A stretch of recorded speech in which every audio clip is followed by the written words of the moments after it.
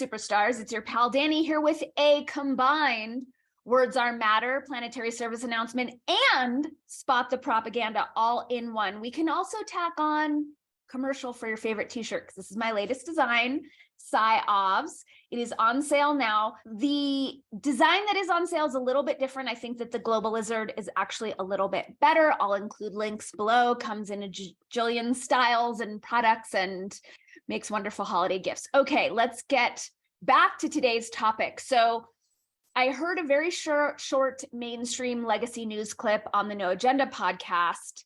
John and Adam were analyzing it for some different reasons, but I found the languaging to be so egregiously manipulative that I felt like weighing in. So I'm guessing there's some new pathogen that they're attempting to generate fear and panic over.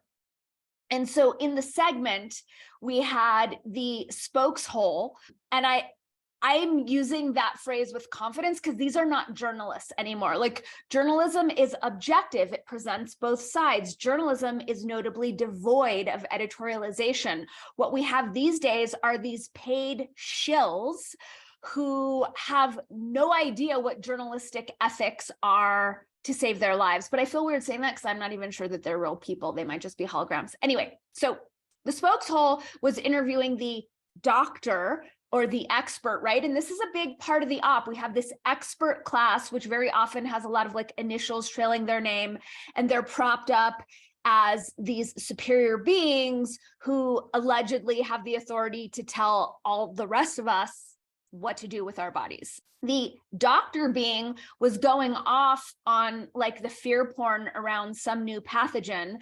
And then the spokeshole, masquerading herself as journalist, said, well, tell us, how worried should we be? Okay.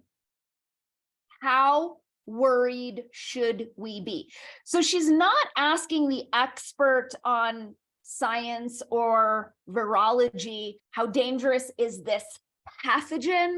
What kind of statistics are we looking at, right? Like, she moved the question away from where his realm of expertise actually lies, which is, you know, how virulent, contagious is this thing? But instead, she jumped into a realm that is actually not his realm of expertise or really anyone's realm of expertise, which is how should the rest of us respond emotionally or organize our internal psycho-emotional being in response to whatever lies you're shilling. So again, I'm breaking this down so we can understand how insidious the programming has gotten. I mean, I've taken a little bit of a step back from breaking down the propaganda because I feel like it's so egregious and over the top that it's gross, it's embarrassing, it feels really obvious. And this one I felt like dipping my toe in because this is a piece of it. Like, spokesholes, formerly journalists, used to deliver the news objectively without attempting to manipulate us or tell us how we're supposed to think, what meaning we're supposed to make, right? They left that to us as autonomous adults. Now they've crossed that line and they editorialize everything and smear all of their, I mean, maybe it's not all fake news, but everything they're reporting is smeared with their own personal opinions, which has nothing to do with journalism. But this instance just took it to this like giant leap lower, right? They plummeted even lower by asking the so-called expert to dictate to not just the spokeshole, but to the general public how everyone is supposed to feel. But it's not even that. It's not even like, how are we supposed to feel about this, which would be bad enough, but it's choosing an emotion for the general public, which is worry, which when we look to the etymology of worry, it means to choke, right?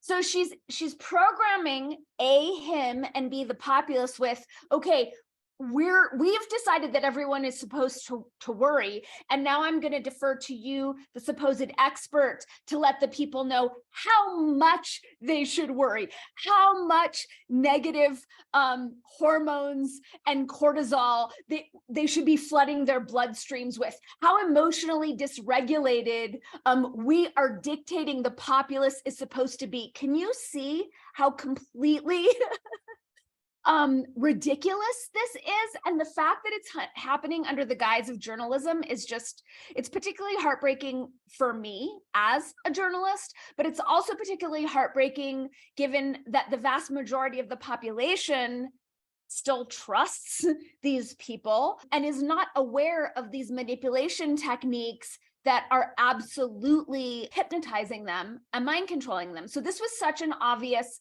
example that I was inspired to share my 2 cents. This is to advise you and me and all of us to pay attention to how egregiously these spokesholes are editorializing the news, right? It's not for anyone to decide how we're supposed to feel about something, or even a real journalist to share their own opinions. But notice now when they're specifically asking these supposed experts to choose an emotion for us and to choose how much of the emotion we are supposed to be running. Ew, just ew.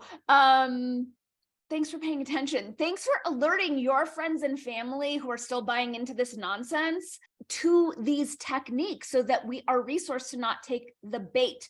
To that end, I really advise you to nab many copies of my book, Pop Propaganda: An Illustrated Guide, because it breaks down 37 of the tools, techniques, and tricks that the social engineers are using, like this one, to attempt to manipulate us. The sooner that a critical mass of us clues into this, the sooner that their shenanigans will stop. I don't even want to say working. We'll stop driving our collective ship, and we can take the reins back and course correct and steer us onto an infinitely more wonderful, sustainable, self-responsible, empowered trajectory immediately. Thanks for paying attention. Thanks for remembering that every word matters, that you are omniscopic amazingness. Have a rockin' day.